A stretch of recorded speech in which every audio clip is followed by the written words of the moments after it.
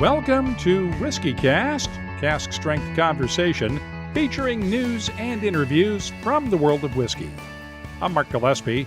This is episode number 643 for May 28th, 2017. Coming up in a few minutes. We asked people just to nose each of those whiskeys. They could go back and smell them as many times as they want. We put them in a random order for each person and to form them into groups. And we said you have to at least split them into two groups. So you have to have at least Group A and Group B, and you can't have 10 groups. You can't say all of them are individual. So there have to be at least two whiskeys that go together. You may be able to tell Bourbons and Ryes apart if you know what you're tasting, but Dr. Jacob Lahne says the average person can't tell the difference between the two in blind tasting. He's a professor of food science at Drexel University and has been studying the science of whiskey nosing for the last 7 years, using both lab equipment and the human nose. We'll discuss his findings later on WhiskyCast In-Depth. I'll also have the calendar of events, this week's Your Voice, and the What I'm Tasting This Week department, all coming up on this week's WhiskyCast. You don't need a special occasion to celebrate with something truly unique. But a personally engraved bottle of Johnnie Walker Blue Label can make any occasion special. Support for WhiskyCast comes from Johnnie Walker. Visit johnniewalker.com to find out more about engraving options near you. WhiskyCast, brought to you by Redbreast, the definitive single pot still Irish whiskey. Those in the know Redbreast. Let's get started with the week's news. It's brought to you by Highland Park. Deals that don't get done don't make the news very often, but this week Brown-Forman closed the door on a reported offer from Constellation Brands and did so with a rare public statement. Normally, when takeover bids hit the news, the companies involved refuse to comment on what's typically referred to as rumors and market speculation. Brown-Forman did that after CNBC reported that Constellation had offered to buy the Louisville-based company. But in their statement, Brown-Forman Chairman George Garvin Brown IV and CEO Paul Varga went one step further, emphasizing the Brown family's intention to keep nearly 150 years of ownership going for the long term.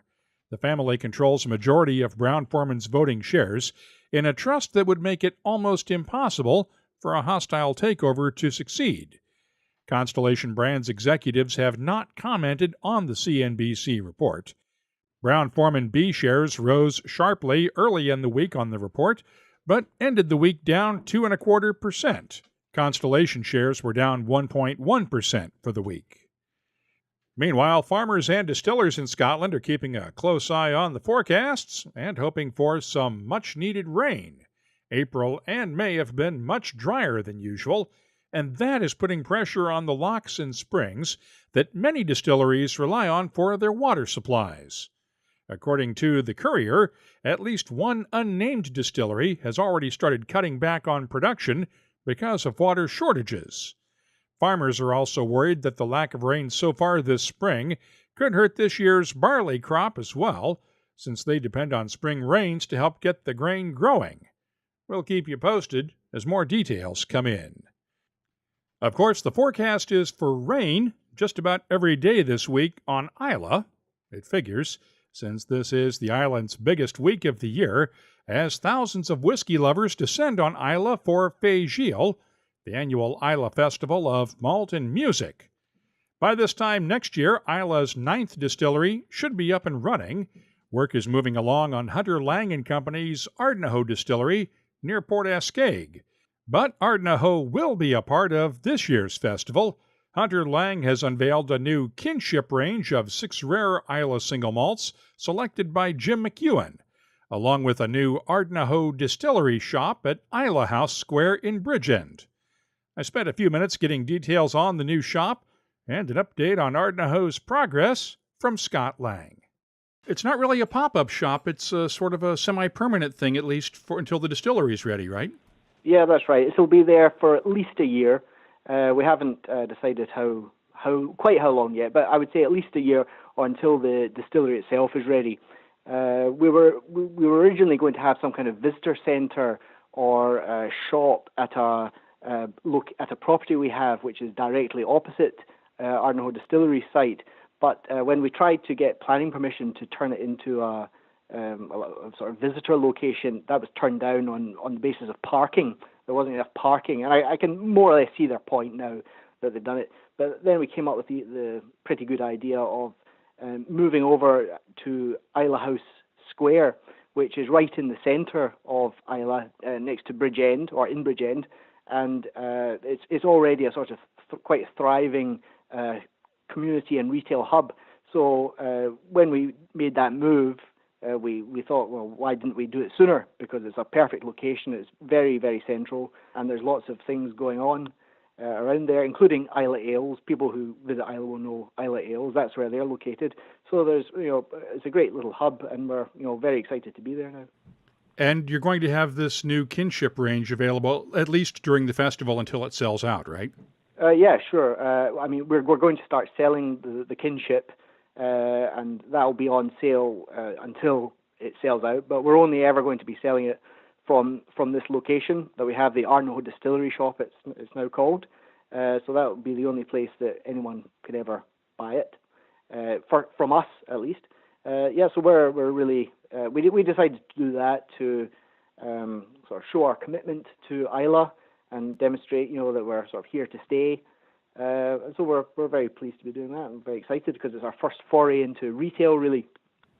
I was about to ask that. You guys have never run a retail shop before, right? No, never done it. And it's not something that we would consider doing, really, but it's just because these are special circumstances, and it's really a sort of Ardnahoe visitor centre in exile, because it's not going. We're going to be selling plenty of stuff, plenty of bottlings for sure, and some Ardnahoe memorabilia that we've got. But it's also going to be a place where we've got some quite interesting videos, and people who will want to learn about Ardnahoe is in addition to actually looking at the site, it will be it's an interesting place to visit because they'll learn a lot more about it. And a lot of the key players, not aside from us, but Jim will be there, Jim McEwen.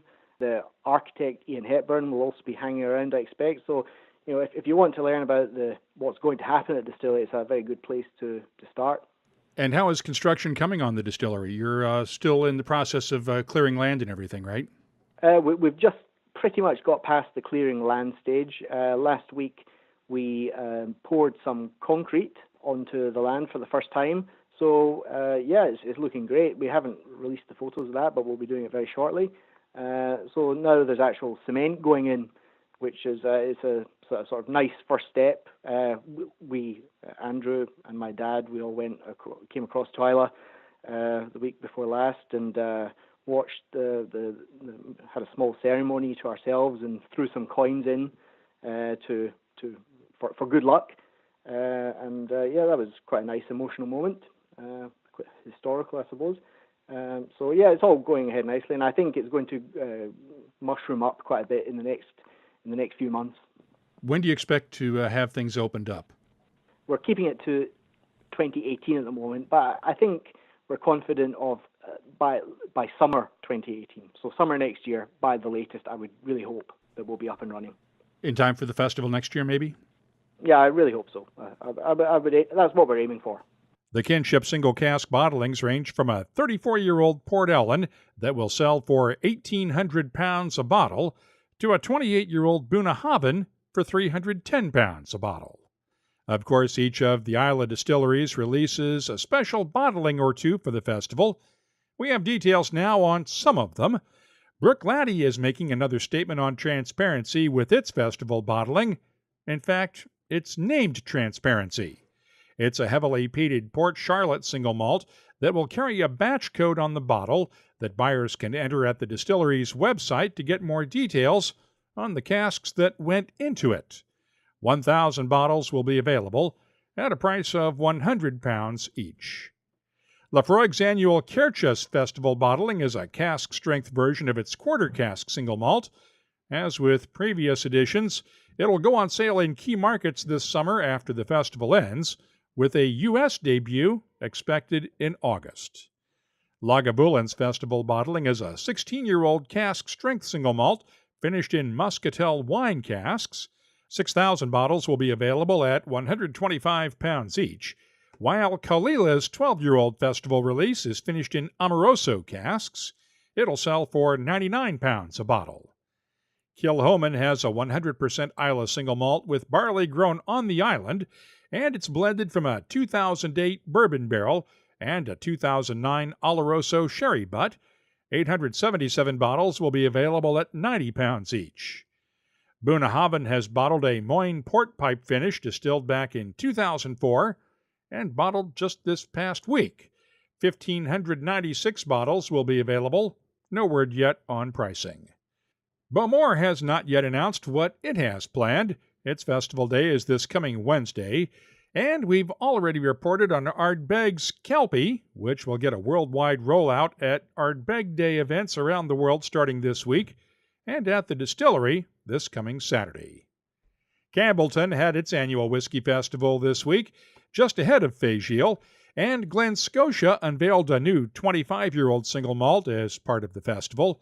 It was matured in American oak, then finished for a year in first fill ex-bourbon casks, after marrying the original casks together. It'll be available in UK whiskey shops for about £250 a bottle. Other new whiskies announced this week. Canada Day on July 1st will be even more special than usual this year, because this year marks the 150th anniversary of Canada's Confederation back in 1867. J.P. Wiser's is releasing the 150 Commemorative Series. It's a blend of corn and rye whiskies distilled back in 2000. And here's the interesting thing. 7,827 bottles are being produced. Each one will have a specific date printed on the label, and the significance of 7,827, that's how many weeks there are in 150 years. Now, as a nation, Israel is much younger, just 69 years old this year. Next month, Tel Aviv's Milk and Honey Distillery will release its first Israeli single malt. The whiskey was originally distilled in January of 2014 and was matured in an American oak hogshead and then an ex-bourbon cask. It'll be sold exclusively in Israel. No word yet on pricing. Meanwhile, Woodford Reserve is unveiling its latest distillery series bottlings with a focus this year on rye. The blended rye whiskey comes from two unique batches, one that was used for the Woodford Reserve Masters Collection aged cask rye, and the other from the final original barrels of whiskey for the Woodford Reserve Distillers Select Straight Rye. That one's available at the distillery now and at a handful of whiskey shops in Kentucky. Remember, Kentucky state law does not allow for distillery-only bottlings. There will be a second distillery series bottling next month. It's a toasted rye matured in used Woodford Reserve bourbon barrels and finished off for 2 years in new Woodford double-oaked barrels. A third distillery series rye will be released later this year. Also on the experimental front, Sazerac's A. Smith Bowman Distillery in Virginia is releasing a new Abraham Bowman Sequential Series bourbon. This one has 2 expressions, both matured for 9 years before finishing. One was finished in ex-bourbon barrels, while the second was finished in barrels that had been used previously for the Abraham Bowman Port Finish bourbon. Both were finished for 3 years and 5 months. They'll be on sale in Virginia starting this weekend and in other U.S. states on a limited basis for around $40 a bottle. And finally, I mentioned earlier this month that Johnny Walker is one of the sponsors on Fernando Alonso's McLaren Andretti Honda in this weekend's Indianapolis 500. McLaren brought all of its Formula One sponsors over to the Indy 500 program to make up for the F1 team's poor performance so far this year. Bourbon fans will have their own rooting interest at the Speedway as well. Jim Beam has come on board as an associate sponsor for Jay Howard's Schmidt-Peterson Motorsports Honda. It's number 77 in your program. It's the first time Jim Beam has sponsored an Indy car since pulling out of the series after the 2008 season. You can keep up with the latest whiskey news all week long at whiskycast.com. The news is brought to you by Highland Park, the Orkney single malt with Viking soul, and a brand new website. Check it out at highlandparkwhiskey.com. Redbreast fans have always cherished our whiskey's sherry notes, so we set out to embellish that character. Introducing the Redbreast Listowel edition, a quintessential single pot still Irish whiskey finished in first fill Oloroso sherry casks from Spain's prestigious Bodegas Listowel. Carrying Redbreast's trademark pot still spices and dark dried fruit notes, the Listowel edition is graced with an enduring sherry finish that would be better described as a final act. Discover the newest branch on the Redbreast family tree. Redbreast Listowel is now the latest award-winning member of the Redbreast family. It is Whisky Advocate's 2016 Irish Whisky of the Year. Try a bottle for yourself. If you're relatively new to WhiskyCast, you may not have seen our WhiskyCast HD video segments. We've traveled around the world over the last few years to visit distilleries and whiskey festivals, and you can watch WhiskyCast HD segments on YouTube and at whiskycast.com. And you can also download the videos to your iPhone, iPad, or computer at iTunes. Let's open up the inbox now for this week's Your Voice, brought to you by Speyburn. Last time around, we closed the show out with part of my guest appearance last weekend on It's the Liquor Talking, the Boston radio show hosted by Ryan Maloney of Julio's Liquors and Randall Bird. The complete podcast version of the show is online now. You'll find a link to it in the show notes for last week's episode at whiskycast.com. We also did a tasting session at Julio's, and longtime listener Mark Williams was one of the folks who came out to taste some peated scotches with us. He sent along this note this week. It was good to see you again on Saturday at Julio's. I really enjoyed the tasting and conversation. They have a wall inside the whiskey room at Julio's where people who have led tastings over the years are invited to sign the wall, and Mark kindly sent along a few photos of me signing that wall. Iris Seligman at LWars85 on Twitter asked earlier this month for some advice on starting and running a whiskey club. I was traveling in Scotland when he tweeted that, and I did promise to get back to him. Basically, there are a couple of ways you can go to start a whiskey club. The ideal way is to have a few whiskey-loving friends and build it from there. It's a lot harder to start a club from scratch by recruiting like-minded people, but if your local liquor store or bar has a bulletin board, you might try posting something there. Once you have your base membership together, you can decide how you want to organize tastings. One way is to have members chip in an equal amount ahead of time to buy a bottle or two for each tasting. Or you can set up a rotation and have specific members bring a bottle from their own collection for each club tasting. Now, if you're having your tastings at someone's house, don't stick the host with all of the responsibility for supplying the bottled water, glasses, and snacks. That's something you can assign to different members for each meeting, too. Of course, if you're having your club tastings at a local bar, that stuff will be included in the overall bill more than likely, but you'll also probably be limited to the whiskeys that bar has on hand. Depending on where you're located, it may not be legal for you to bring in your own bottles for a tasting, and the bar doesn't make much money that way. No matter which way you choose to start out, though, the most important thing is to relax and have fun. Stressing out over the little details will kill off your whiskey club before you even get it off the ground. Ira, I hope that answers your question. And by the way, we have a list of whiskey clubs from all over the world in the resources section at whiskycast.com. If you're looking for a whiskey club to join in your area, check it out. And once you have your own club established with a website or a Facebook page, let us know about it, and we'll add your club to the list. If you have something you'd like to share with whiskey lovers around the world, you can always post it on the Your Voice page at whiskycast.com. We can also be found on Facebook, Twitter, Instagram, and Tumblr at WhiskyCast, and my email address is comments@whiskycast.com. This week's Your Voice is brought to you by Speyburn. Undaunted by the narrow glen in which he sought to build his distillery, Speyburne's pioneering founder, John Hopkins, simply raised the structure skywards. The result?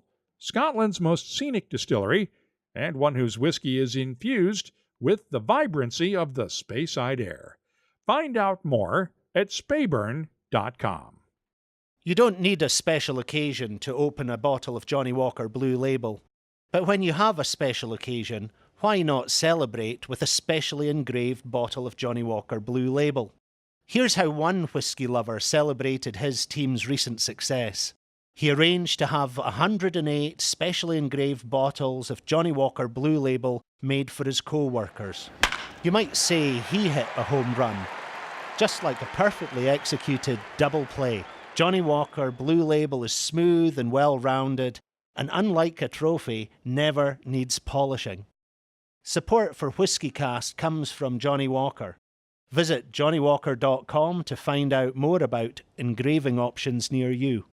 Johnnie Walker Blue Label Blended Scotch Whiskey, 40% alcohol by volume. Imported by Diageo North America, Norwalk, Connecticut. Please drink responsibly. Time now for the calendar of events brought to you by Wyoming Whiskey. Whiskey Live is in Durban, South Africa this week from June 1st through the 3rd, along with more than 80 Ardbeg Day events around the world and the Taste of Grampian Food and Drink Festival in Inverary, Scotland on the 3rd. Atlanta's Red Phone Booth has a Pappy Van Winkle tasting with Julian Van Winkle III coming up on June 6th. The Whiskey X is in Brooklyn, New York, June 8th. Louisville, Kentucky hosts the Kentucky Bourbon Affairs Higher Proof Expo and Whiskey Live Louisville, both on June 10th. Buffalo Trace Distillery has the Pappy for Your Pappy Day party on June 16th in Frankfort, Kentucky, and the Edinburgh Whiskey Festival is coming up June 17th in Edinburgh, Scotland. Right now we have 247 different events on the searchable calendar at whiskycast.com, and we're adding new events every week. If you have a festival or a tasting coming up, just use the contact form on our website and let us know about it. The calendar of events is brought to you by Wyoming Whiskey. There's a whiskey. It hails from the west, Kirby, Wyoming in the Bighorn Basin to be precise, crafted from only Wyoming natural ingredients, and water from a limestone aquifer that lies a mile below the ground. It then spends 5 years in the barrel in the most unique maturation environment in the world, all under the careful eye of our distiller Sam Mead. The result? A singular bourbon that will disappear and live forever. Wyoming Whiskey, the whiskey of the West. WhiskyCast In-Depth is brought to you by Lagavulin. If you were given a flight of whiskeys to nose and identify blindly, could you do it? It's one of the hardest things for a whiskey noser to do, and you can take my word for that. Surely, you'd be able to pick out a Scotch whiskey from a bourbon, or a bourbon from a rye, right? Well, picking the Scotch and the bourbon ought to be fairly simple. But a recent study at Drexel University found that most people have a hard time telling bourbons from ryes, and they're more likely to separate whiskeys by their brands than their mash bills, even in a blind tasting. Full disclosure now, 2 members of our family attend Drexel, but while they were not involved in this study at all, it did give me an excuse to get over to campus to sit down with Assistant Professor Jacob Lahne to discuss his research. This kind of comes from a place of love. I am a cocktail enthusiast, and so I kind of had a fair amount of experience with the uses of bourbons and ryes in the first place. And I was lucky enough to do my master's thesis work on the aromachometry of rye whiskey, which there was really nothing published on. There was this very small amount on bourbon and nothing on rye. And we just didn't find that much of a difference between the aromachometry of bourbon and the aromachometry of rye in that work. Now, that doesn't necessarily mean there isn't one. It's not, there's so many aroma compounds that are important that just because you find the most abundant ones doesn't necessarily mean you found the thing that makes it different. But that kind of was hung around the back of my mind for a number of years. And when I had the opportunity to do some sensory work, so now moving from instruments to actual humans, I jumped at it. And especially as American whiskey has just kept getting bigger. I did my first work back in 2010 when it was already kind of starting to starting to get big, but by 2014, 2015, when I was starting to do this descriptive work, it really is kind of a juggernaut. It's I think really surpassed in the American market, at least. I think we talk more about rare bourbons and ryes, right? I remember back when I was doing my initial work, my parents bought me to celebrate kind of my thesis, a bottle of Black Maple Hill Rye, which the 23-year-old, which I don't think you can get for love or money anymore. And so it's kind of gotten to be like that, whereas Scotch used to be that. Let's go back to that master's thesis.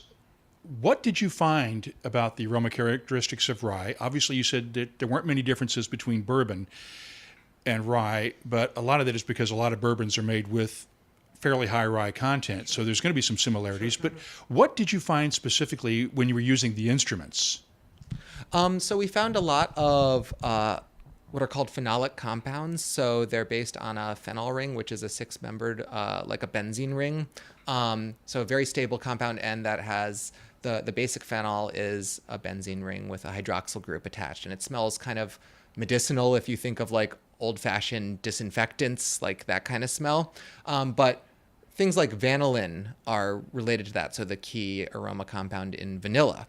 And so we found a lot of those kinds of compounds to be very significant in both bourbons and ryes. So vanillin itself, as well as things like guaiacol, which is kind of like a sweet, smoky burned aroma, phenylacetaldehyde, which is kind of a honey aroma. So a lot of that family of compounds are very important in these whiskeys.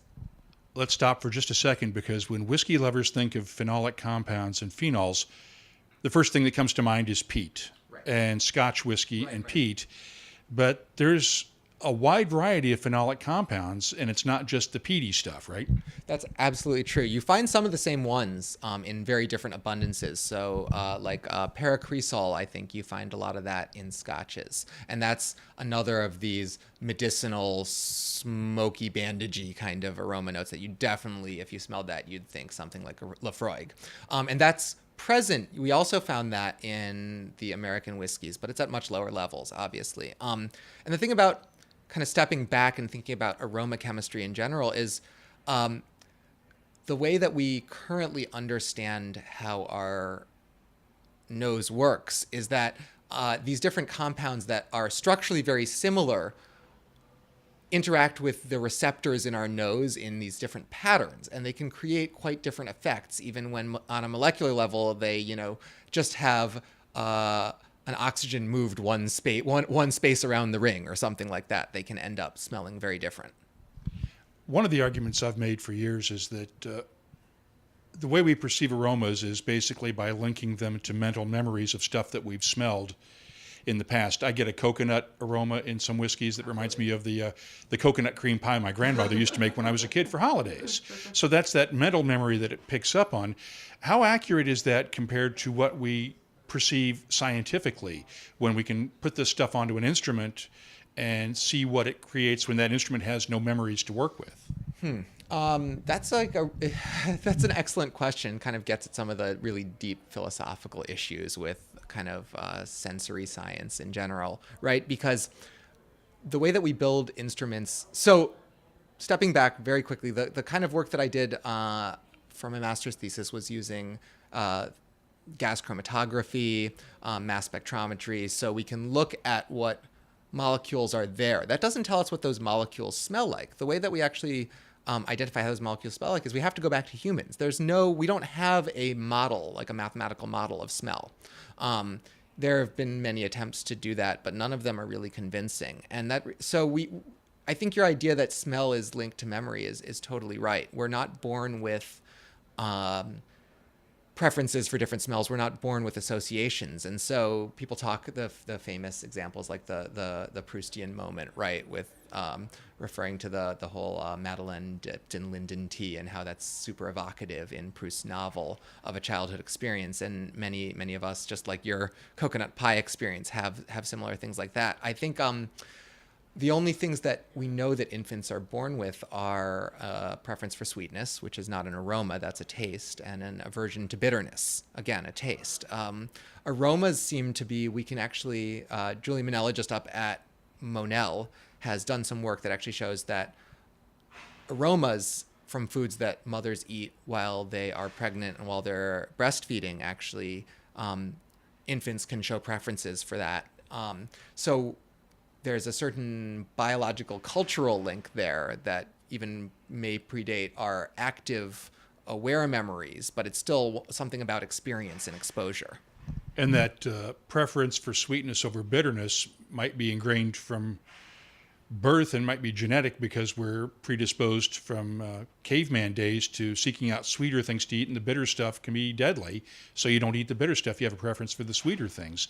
So could that be the case there? That is absolutely the evolutionary biology explanation. And I think it's convincing. I wouldn't have any argument with it. I think the thing to remember, though, is that biology isn't destiny is kind of an important phrase, right? So even though we're born with an aversion to bitterness, many of us like Campari, right? And so this becomes the difference between what we're born with and what we develop. And I think it can be too easy to have these the pat explanation that say, oh, well, we evolved to do this, so we shouldn't do X or Y. And I don't think that's really the case. It's all learned behavior at that point, pretty much. Right. Culture and society is very important. Let's go to the new study now, replacing those chemical noses with the human noses. And you didn't use trained nosers for this. You wanted to try this with amateurs and see where the average person can go with this. Tell me how the study worked. Okay, so this is a very simple study. It's one of these things that the analysis, the math is a little complicated, but the actual study is easy to set up at home. So what we did is we took 10 whiskeys, 5 ryes, and 5 bourbons. And because as you know, it's hard to get the exact mash bill. All that we know is that the ryes are at least 51% rye and the bourbons are at least 51% corn. So we went with 5 of each of these. We diluted them to half strength because that's fairly standard practice, certainly in the Scotch industry and from what we can tell in the U.S., in the American whiskey industry as well. And we put them in black glasses so people couldn't discriminate them according to color. And then we asked people just to nose each of those whiskeys. They could go back and smell them as many times as they want. We put them in a random order for each person and to form them into groups. And we said you have to at least split them into 2 groups. So you have to have at least Group A and Group B, and you can't have 10 groups. You can't say all of them are individual. So there have to be at least 2 whiskeys that go together. And then we took that sorting and we essentially turned that, I'm sorry, I skipped a step. We had people come back second day. So we gave them the same samples. They didn't know they were getting the same samples again, but they were, and had them do it again to test how stable that sorting was, whether people would form the same groups twice.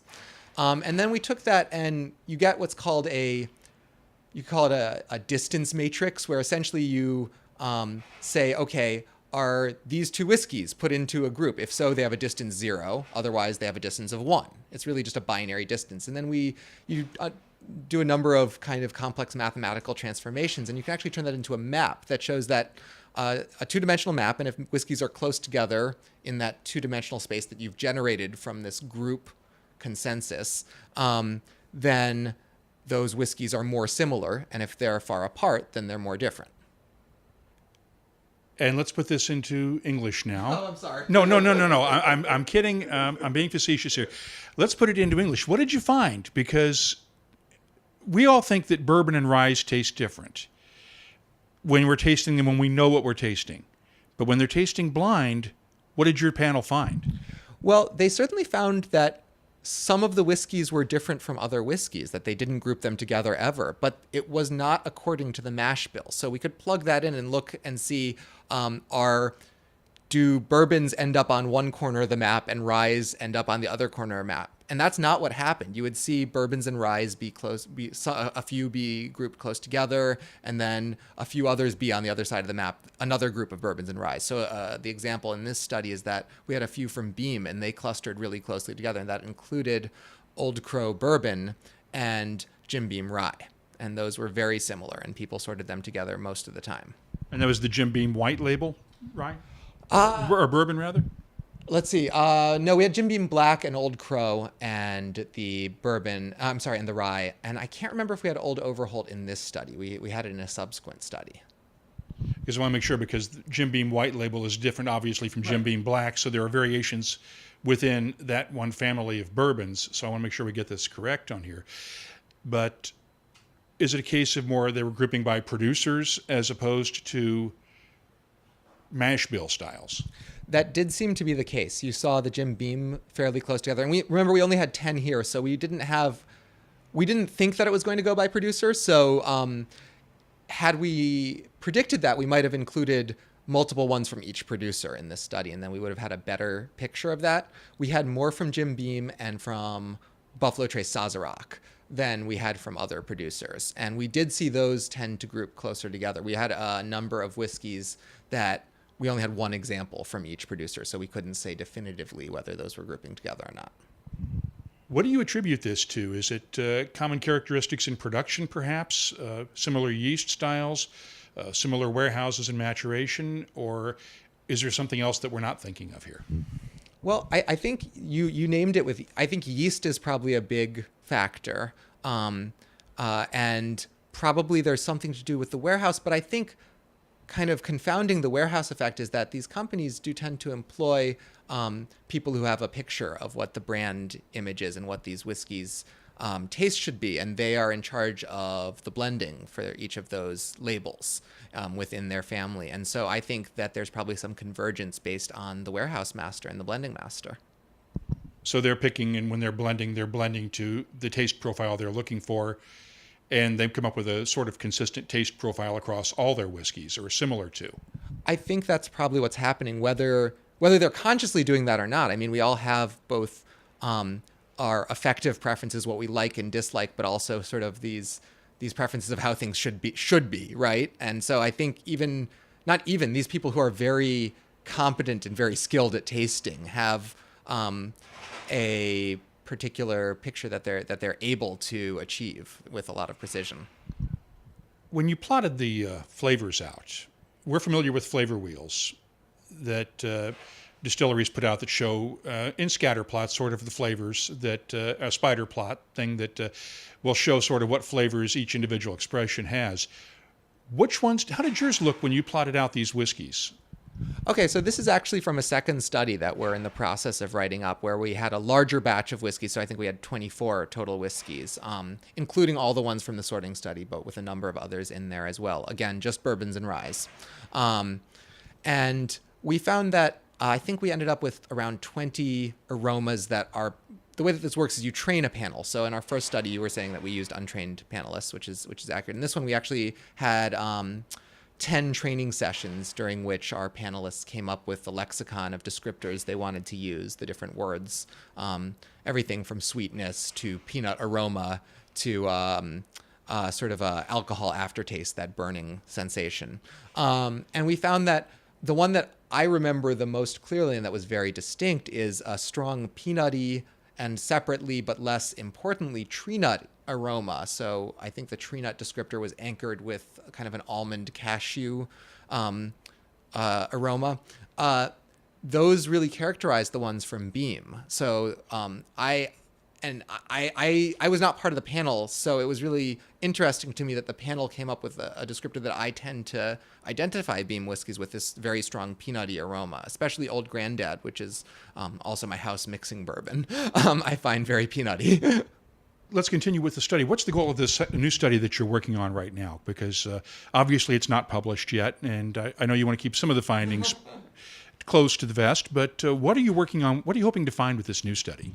Well, we're actually trying to find what the nature of the differences in these whiskeys are. So the first study told us, okay, some whiskeys are different than others. With untrained panelists, they're not finding the difference between the bourbons and the ryes. We were hoping to see whether if we train the panelists and we give them a more precise tool set. So instead of just asking, are these the same or different, we're having them quantify different attributes. So quantify how peanutty it is, quantify how sweet it is, to see if any of those attributes are driven by this bourbon rye distinction. Whether we can say, yes, ryes tend to be, I think as whiskey drinkers, we tend to think rye is less sweet. It has less of those kind of both sweet corn and also oaky sweet notes like vanilla. And the question with this study is whether that actually will happen. What do we learn from this that benefits whiskey drinkers and benefits the industry? What's the ultimate goal here? What can we take away from this that actually gives us something to work with for the future?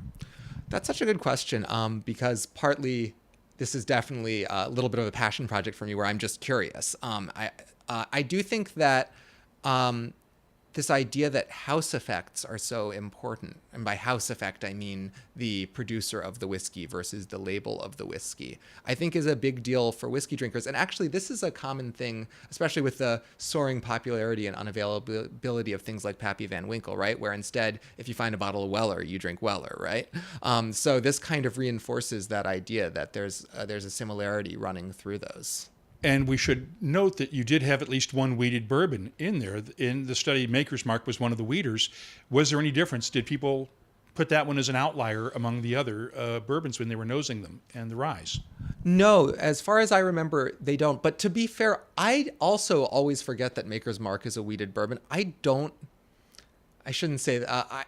Maker's Mark is not one of my favorite bourbons. I find it to be kind of dusty tasting versus the sweetness that you get in something like Larceny or Weller, that I generally associate in my mind with wheated bourbons. I think it actually would be worth, maybe we only had one wheated bourbon. I think it would be really worth it to have a group of wheated bourbons so we could see if they clustered together in a future study. This current study does not have that.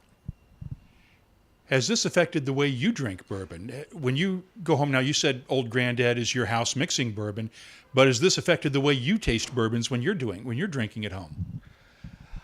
It certainly makes me think more about it, but I got into this in the first place because I enjoyed thinking about the tastes of what I was drinking. So I'm not sure it's changed in that way. One way that it has changed my mind is when I very first got interested in cocktails, which was sort of the gateway into this in the first place. I was a strong supporter of the Manhattan orthodoxy that you better make a Manhattan with rye, and now I'm a lot less strict about that.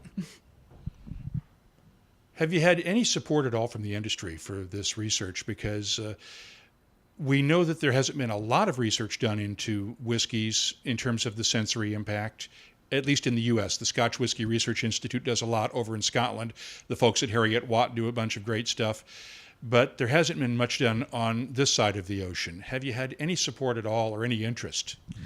I really haven't, unfortunately. The last conference I was at, where I was presenting some of this research, I had a couple of very nice people from Beam come up and chat with me, but nothing came out of it. They played their cards very close to their vest there. I would love to have more support from the industry, and I think honestly they've done some of this research already, and it's internal. I understand why they're not publishing it, but I think it would be great to figure out collaboration in the future because I think we can all benefit from it. We've posted a link at whiskycast.com to the study findings in the Journal of Food Science if you want to get more details. By the way, Dr. Lahne will be leaving Drexel this summer to join the faculty at Virginia Tech, where he plans to continue his whiskey research and hopes to tap into that state's distilling community. That's this week's WhiskyCast In-Depth, brought to you by Lagavulin Single Malt Whiskey, where patience has been awarded. Lagavulin 25 is Whiskey Advocate's Islay Single Malt of the Year. This 25-year-old whiskey, matured exclusively in sherry casks, is a recognition of the distillers that have crafted Lagavulin across the years. Learn more at malts.com. Let's start off the What I'm Tasting This Week department by closing the loop on last week's interview with Kaveh Zamirian of Louisville's Rabbit Hole Distilling. I finally got to taste his Rabbit Hole Straight Bourbon this week, and as he told us, it comes from an undisclosed distillery somewhere in the Cincinnati area. It's bottled at 47.5% ABV. The nose on my sample has notes of caramel apples, honey, brown sugar, and a hint of molasses. The taste is spicy with black pepper and cinnamon notes, balanced nicely by honey, vanilla, and caramel. The finish is nice and long with spices that fade away smoothly. I'm scoring Rabbit Hole Straight Bourbon an 87. I mentioned the latest release in Diageo's Orphan Barrel Rhetoric Bourbon series earlier this month.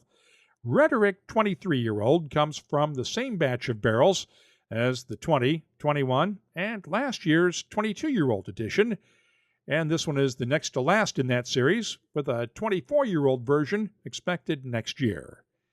I received samples of both the 23-year-old and last year's 22-year-old Rhetoric.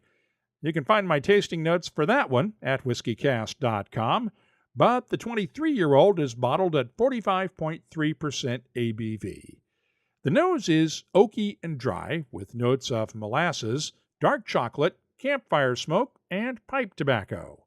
The taste is dark and woody, with black pepper, cinnamon, dark chocolate, fudge, and just a hint of molasses in the background. The finish is long, oaky, and dusty, with hints of molasses and dark chocolate. Did I make it clear that this one's getting just a bit woody? I'm scoring the Orphan Barrel Rhetoric 23-year-old bourbon an 89. Elijah Craig Barrel Proof is about half the age of that Rhetoric, at 12 years old, and the latest batch, B517, if you're scoring at home, is a whopping 62.1% ABV. The nose is aromatic and woody, with notes of honey, brown sugar, vanilla, and dark chocolate. The taste is intense and spicy, with black pepper, allspice, a hint of coriander, honey, dark chocolate, vanilla, and some oak shavings. The finish, it's long and smooth, and a few drops of water won't hurt this one at all. I'm scoring batch B517 of Elijah Craig Barrel Proof Bourbon from Heaven Hill a 91. I've added these tasting notes to our searchable list of nearly 1,900 different whiskeys at whiskycast.com. In fact, I've caught up for the moment on adding my recent tasting notes to the site. Now, whiskycast.com is also where you can find links for WhiskyCast HD video segments and our WhiskyCast virtual tastings podcasts, along with the latest whiskey news, events, and much more, including a complete archive of past episodes going all the way back to 2005. Let's keep the cask strength conversation going all week long. I'm on Twitter, Facebook, Instagram, and Tumblr at WhiskyCast. My email address is comments@whiskycast.com. WhiskyCast. Brought to you by Redbreast, the definitive single pot still Irish whiskey. Those in the know Redbreast.